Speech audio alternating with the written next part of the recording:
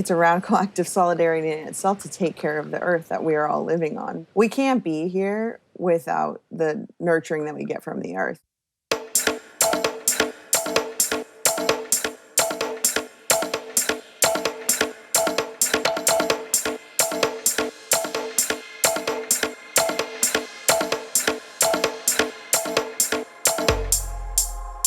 The truth is, no one of us can be free until everybody is free. No one of us can be free until everybody is free.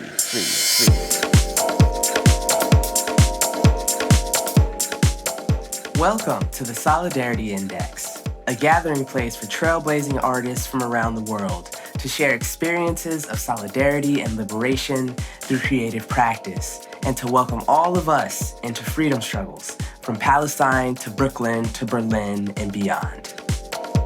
No one of us can be free until everybody is free. We are back in the saddle. Zahyr Lauren here, in conversation today with designer Korina Emmerich, whose work has been featured at the Metropolitan Museum of Art, MoMA PS1, the Denver Art Museum, Santa Fe Indian Market's Couture Runway show, New York Fashion Week, on the cover of InStyle, worn by U.S. Secretary of the Interior Deb Haaland. Wow. And in the pages of Vogue, Elle, and New York Magazine. The list goes on and on. She founded her own slow fashion brand, EMME Studio, in 2015, and is co-founder of Relative Arts NYC, an atelier, gallery, and community space opening spring 2023. Ooh, she busy. Thanks for joining us as we dive into the threads of Korina's colorful work, exploring heritage, sustainability, storytelling, and inspiration. And be sure to check out our show notes on thesolidarityindex.com for more info on all the amazing people and projects that you'll hear about.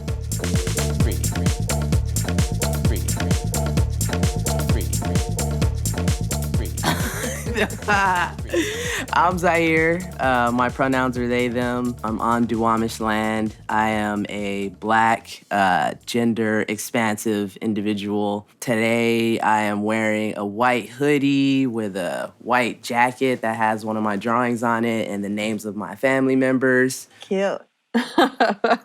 Haslahel twagwalapu gwalapu daisha desayayaya chalap Korina Emmerich teetstat spoil pops chud. And Aslashel Chadalta Lenape Hoking. So I just said I'm Korina Emmerich. Hello, everyone, all my friends. What's up? And I live actually in Lenape Hoking. So I'm currently on occupied Canarsie territory in Greater Lenape Hoking, also known as Brooklyn, New York. My pronouns are she, her. Actually, you are near where I am originally from. I am Puyallup from Washington State on my father's side. It's my patrilineal heritage. On my mother's side, we're European. I have a blanket from 8th generation wrapped around me like a good old auntie because I'm a little chilly right now. And you are a fashion icon. I don't know. But I'm wondering for you personally, when you wake up in the morning, when you get up every day, how do you pick your attire? What makes you feel powerful in the clothes that you wear? Oh, gosh, that's so interesting because I often refer to myself as an unfashionable fashion designer. Yeah.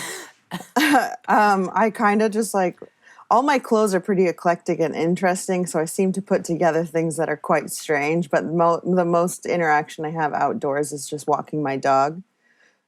So really, I just think, pants that are comfortable, shoes that are comfortable.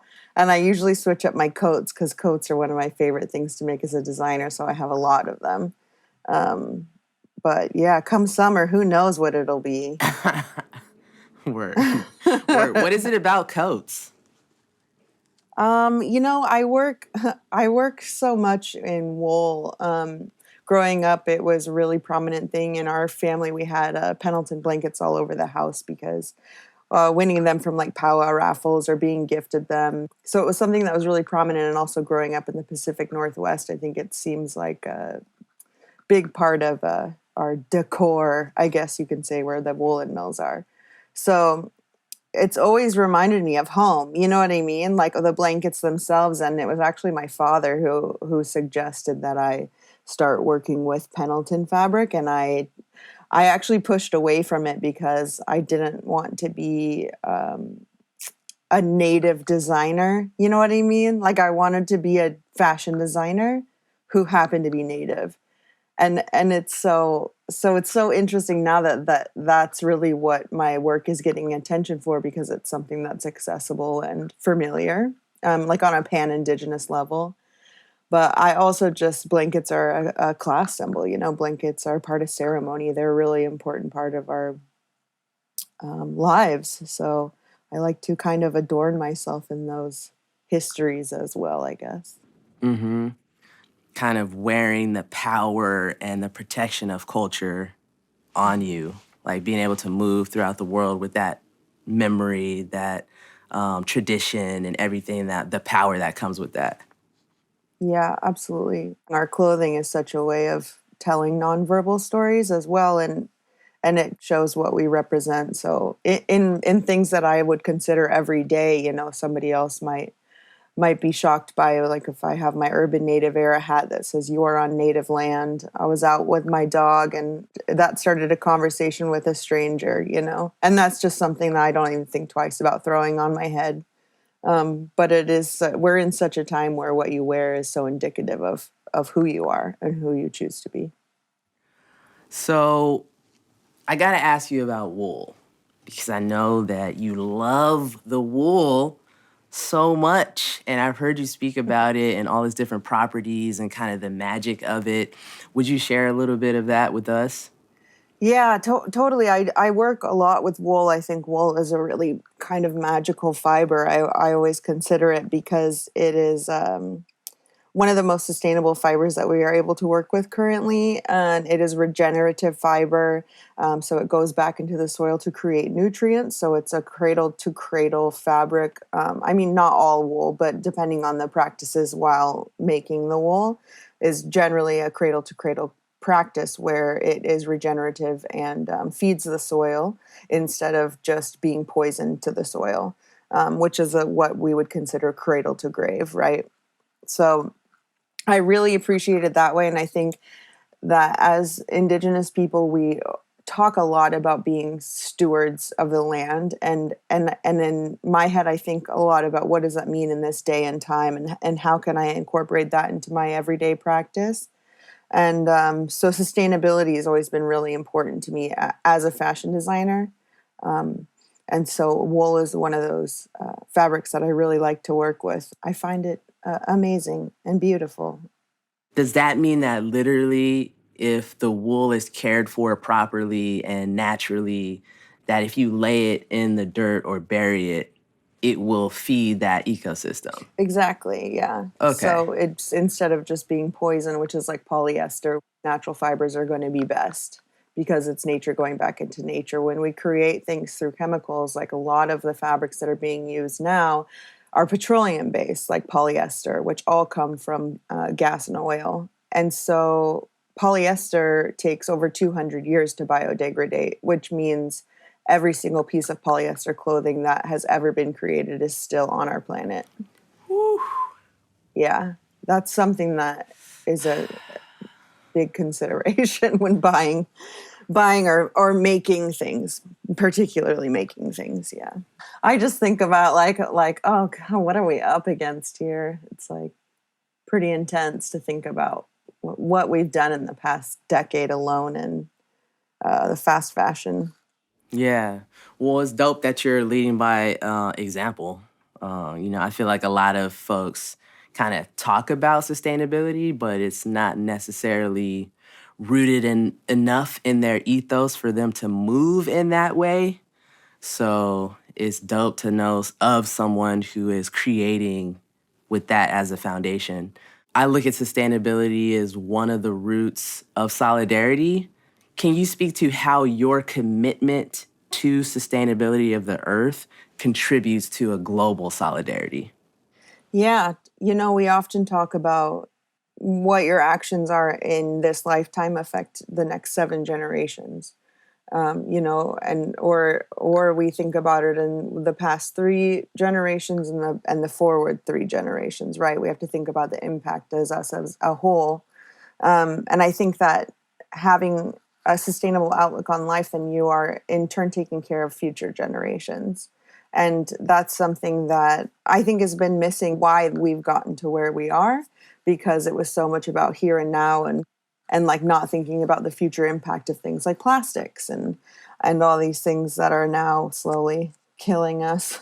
So yeah, I think it's a radical act of solidarity in itself to take care of the earth that we are all living on. We can't be here without the nurturing that we get from the earth. And we're taught from a young age that there's no separation between our bodies and the land, and that we're all one, and that what happens to the land happens to our bodies. I don't think that there's any saving us if we're not taking care of the place that we live. We think about the impact of environmental racism, which it is, you know, it's like out of sight, out of mind, and we're redirecting things from rich, mostly white neighborhoods into taking the pipelines through reservations instead of through these other towns where they deem less risk because it's majority people of color, which is like so disturbing. But that's a huge part of what we're dealing with in climate justice is environmental racism. Absolutely, yeah. What it takes to get globally to bring these fashions to this just the States. You know, not even talking about other places around the world. What it takes, like for just here. I remember there was a factory that completely collapsed, and the folks who were working in there, in my memory, folks were complaining about the cracks in this building forever. Yeah, I want to share regarding the Bangladesh factory collapse, and I think it was 1,100, mostly women and girls, that died in that factory collapse, and the majority of the labels of production wouldn't even take responsibility because they, quote, didn't know that their stuff was being manufactured there, and that's another huge problem with fashion, is like our complete disconnection to our own supply chains, where it has nothing to do with humanity. It's about costs on a piece of paper. And we've, created, it's life or death for a lot of these people in unfair conditions while we're just creating waste. It's really sad. It's really sad. Well, I did not mean to take us down the sadness rabbit hole. You are doing things that should give us the energy to duplicate the positive ways in which you are acting out solutions to these issues. So that's what's exciting to me, is just meeting someone who is like literally living the solutions to a lot of these problems.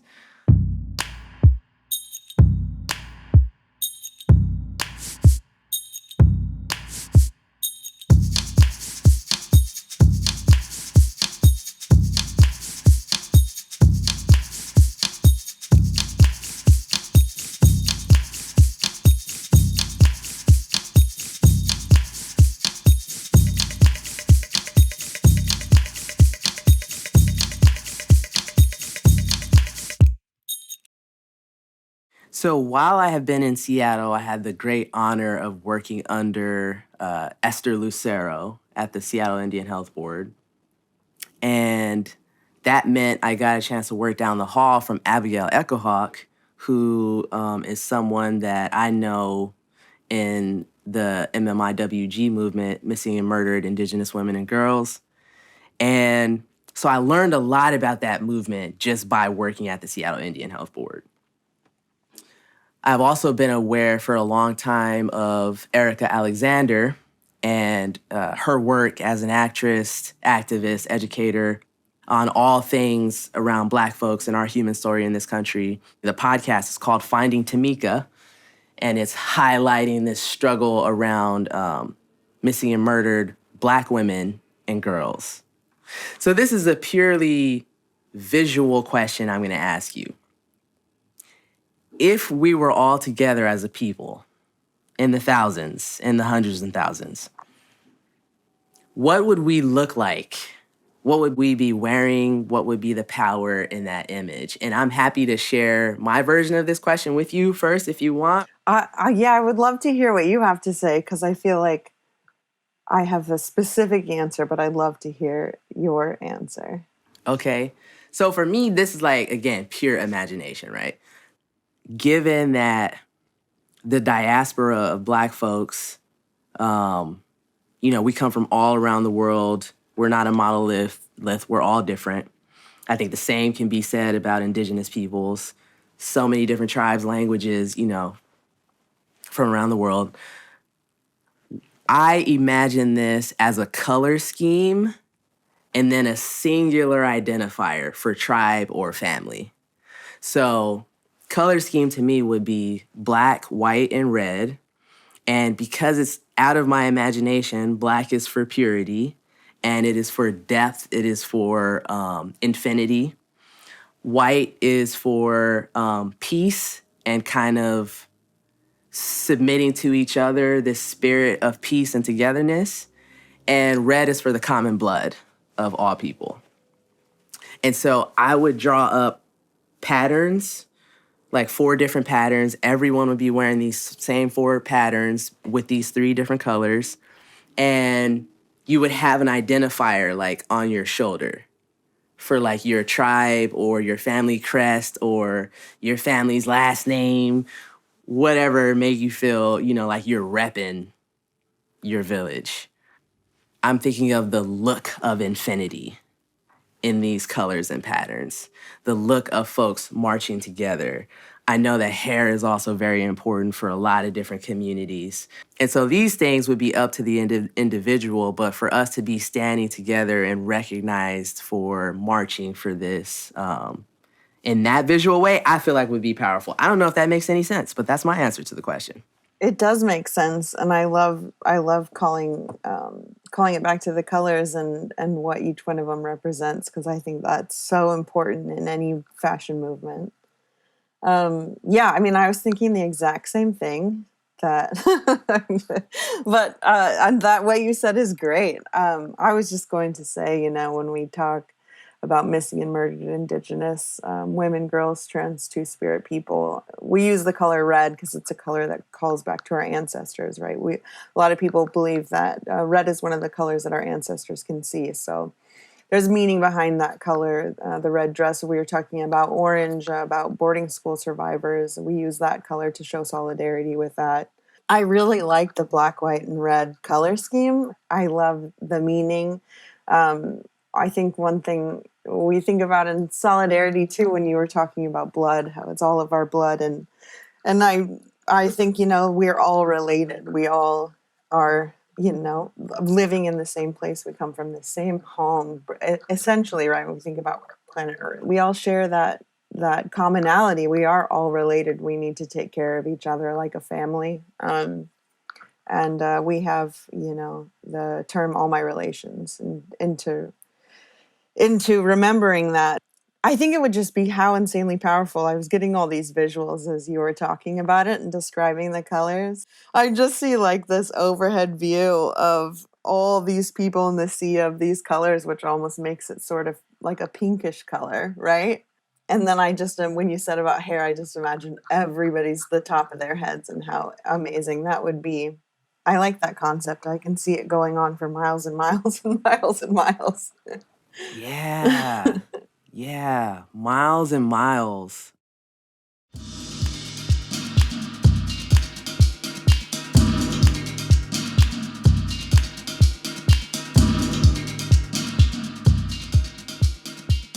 How can we be so yoked to each other that after this march, everyone is in unison?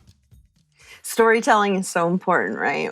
Like conversations like this where we're telling each other stories. I think that's one way that people can stay connected is telling about themselves and telling about where they come from. And we'll find, again, more similarities than differences. So I guess in a perfect world, it's like just constant storytelling. Yeah. So speaking of that and like sharing stories and hearing stories and being able to meet people in a story, to me, that's a major gain in standing up for what you believe in, and standing up for solidarity. I feel like right now there's a lot of talk around the risks, of course, as it should be, because it is risky standing up for just telling like regular truths at this point. So, but I'm like, there's also so much to gain. So I'm wondering for you in taking the stances you've taken and being a part of the movements that you've been a part of, what do you feel like you've gained from that? I think, my immediate thought is about my community and how important that is to find people who aren't just like-minded, but people who also challenge you.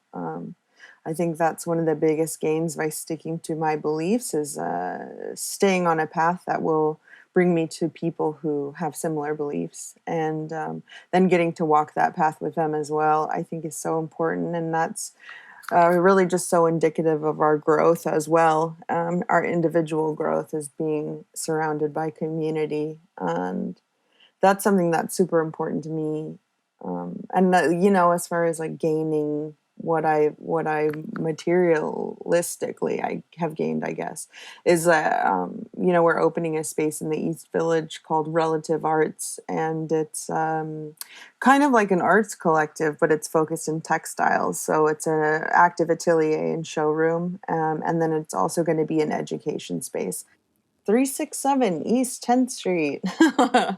We're opening officially April 1st. I'm excited to open up my world to a different neighborhood, different people. So that's kind of where I feel like my work has led me.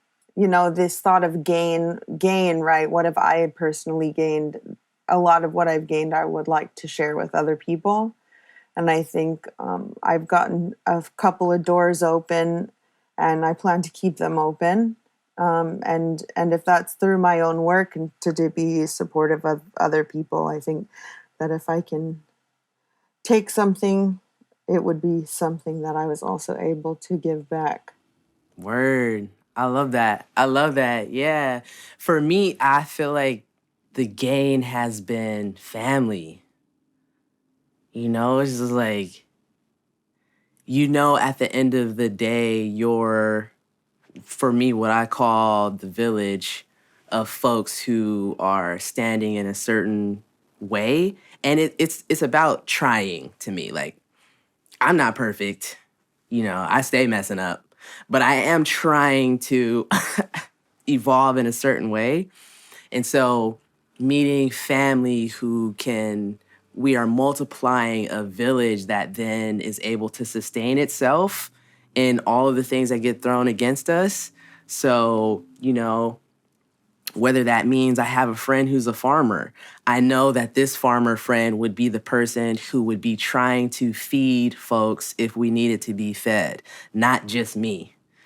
Like you're saying, trying to incorporate whatever you gain into something that is also a benefit to the entire village, or however you call your community and your people. Just having that comfort, especially in the absence of having monetary stability, and trying to build an ecosystem that capitalism doesn't have such a chokehold on, it's based on your heart and the hearts of the other people you're involved with. That to me feels super special. Like, I know my mom is going to be taken care of because I got 2 homies in the Bay that will see to that if it needs to be seen to. You know what I mean? That type of stuff, like, you can't buy that. Yo, one more question for you, and then I promise I'll stop talking your ear off. Okay. How do you take care of yourself? Oh, gosh. In all of this, how do you take care of yourself? That's a triggering question. Getting outside is the number one thing that I do to take care of myself. I prefer to be outside. That's really important to me. And then also just being around people. As much as I complain about I'm like a weird. I'll go through spurts of wanting to be around people all the time, and then spurts of like just total isolation. I'm sure my friends I'm the get same way. pretty frustrated with that. I mean, so then I guess that I conserve energy, but I also like to give energy. Tight. Yeah. I'm super similar. Everyone thinks I'm an extrovert because when I do go outside, like once every 3 or 4 years, I'm like mad nice and like, hey, it's a lot of hugging. But then you might not see me for the next 5 or 6 years. So Totally. yeah. I feel that. And I think, you got to reboot. Mm-hmm. Yeah. Absolutely. You just have to reboot. And as artists, it's really, it might not be super healthy, but it's really important to spend time alone. Yes. Yeah, it's listening to yourself is a hard thing to do, but that's where the visions come, right? Yo, say that. It's hard to do, but that's where the visions come from. 1000%. Yeah. Yeah, I totally agree with that.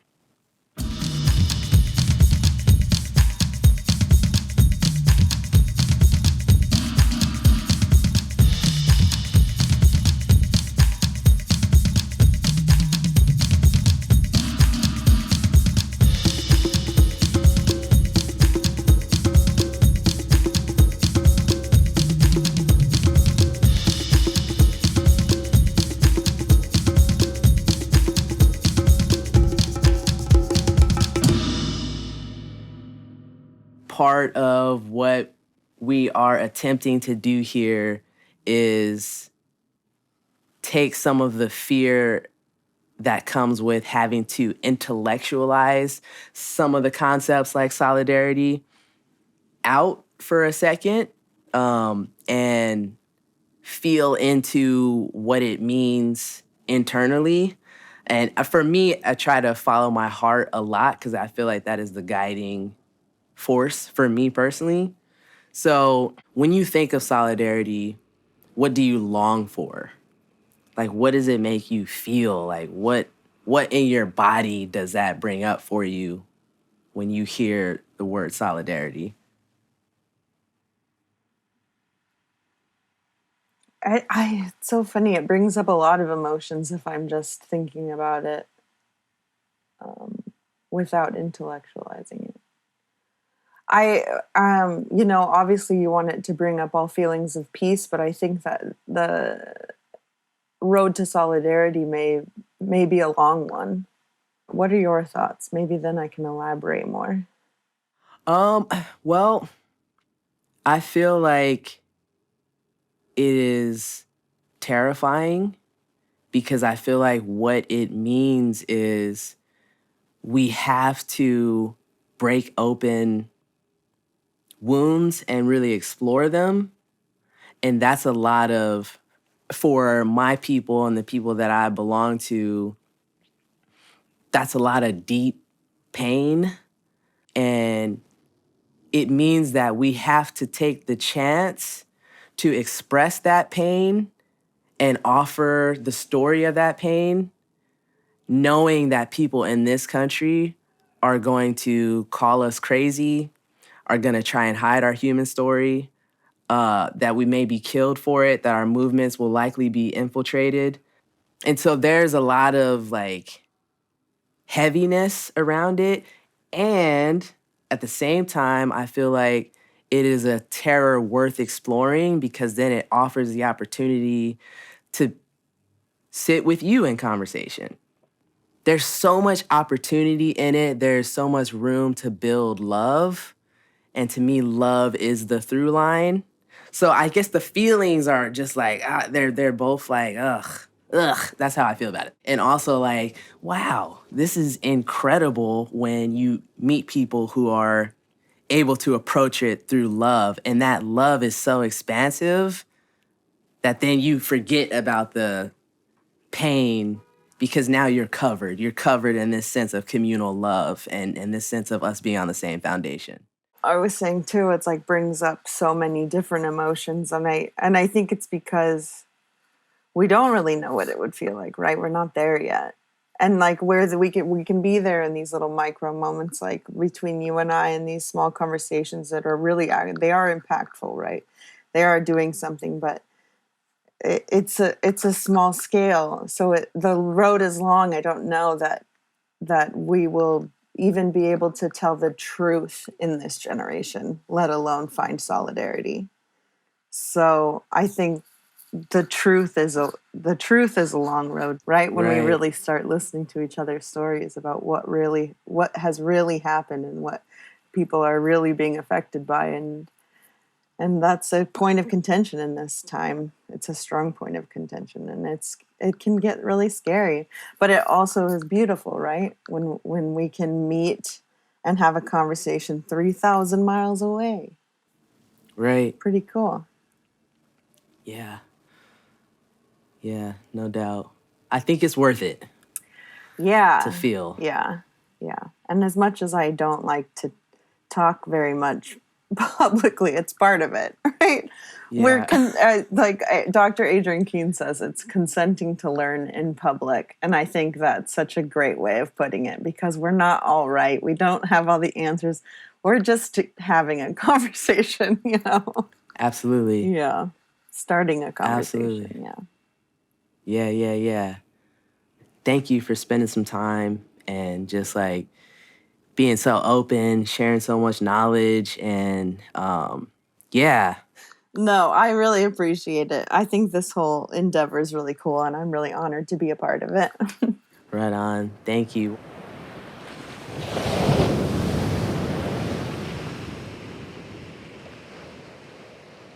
Y'all, it's a big deal in 2023, consenting to learning and leading in public, committing to culture and sustainability in fashion and beyond.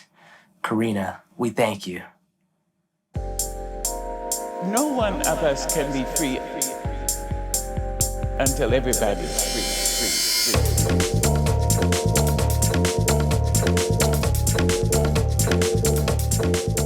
Thank you for taking the time to listen to the Solidarity Index. If you like it, share it, and follow us wherever you listen to podcasts. Thank you, Korina Emmerich. Check out her work and upcoming designs at emmestudios.com. Also, follow her new venture, Relative Arts, at Relative Arts NYC on Instagram. And if you're in New York City, stop by to visit them in the East Village. Reminder, check out our show notes for links and information on the people and topics we touched on in this episode. This podcast is a production of State of Mind Media, created and produced by Jen Bell, Shalva Wise, Stina Hamlin, and Zahyr Lauren. Audio editing and production by Stina Hamlin. Audio mix by Matt Gundy. Logo and identity design by Marwan Kabor. Art direction, website, and additional design by Jen Bell at Studio Analogy. Our theme song, Until Everybody is Free by Bella Cutts, is out now, everywhere you listen to music. All proceeds from streaming and downloads go to the Dr. Maya Angelou Foundation. Additional music featured in this episode, Let's Move by Mimi Obanzwan, available from Nagamo Publishing, an indigenous music library. I'm your host, Zahyr Lauren, aka the artist L.Haz. Follow us on Instagram at The Solidarity Index, and follow our show anywhere you listen to podcasts. For more information about the Solidarity Index project, check out our website, thesolidarityindex.com. Appreciate y'all for listening. Peace. No one of us can be free until everybody's free. No one of us can be free until everybody is free.